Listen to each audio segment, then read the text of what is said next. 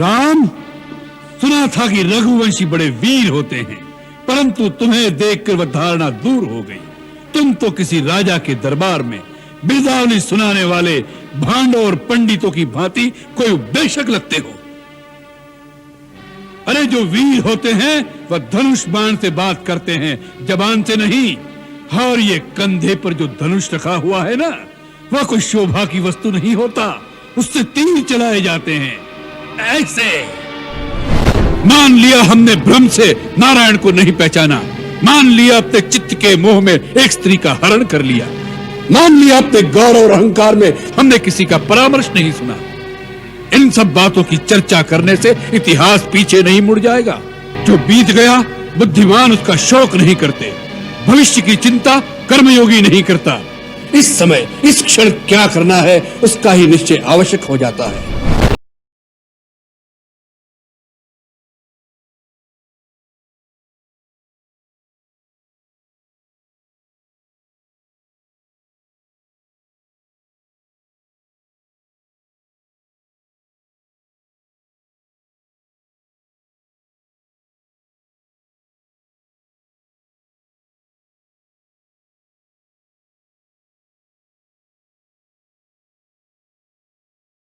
कल एक समय जब लक्ष्मण मुझ पर ब्रह्मास्त्र चलाना चाहता था तो राम ने उसे नीति विरुद्ध कहकर रोक दिया था।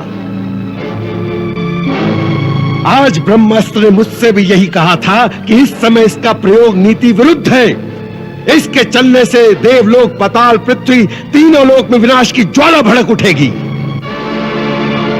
परंतु यह सब अधर्म और अन्याय को विजय दिलवाने के लिए नहीं हो सकता। इसीलिए ब्रह्मास्त्र तेजहीन होकर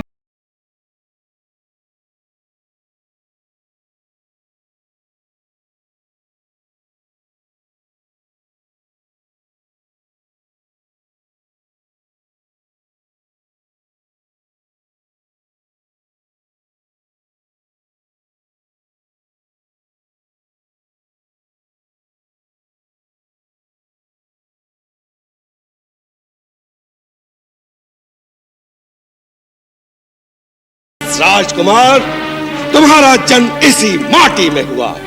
तुम इस देश के राजा के सगे भाई हो, फिर भी तुमने ना तो अपने कुटुंब के प्रति अपनापन, ना अपने आत्मजनों से स्नेह और ना ही अपनी जाति का अभिमान ही रह गया है। दुर्बुद्धे, स्वजनों का परित्याग करके दूसरों की दास्ता स्वीकार की है तुमने।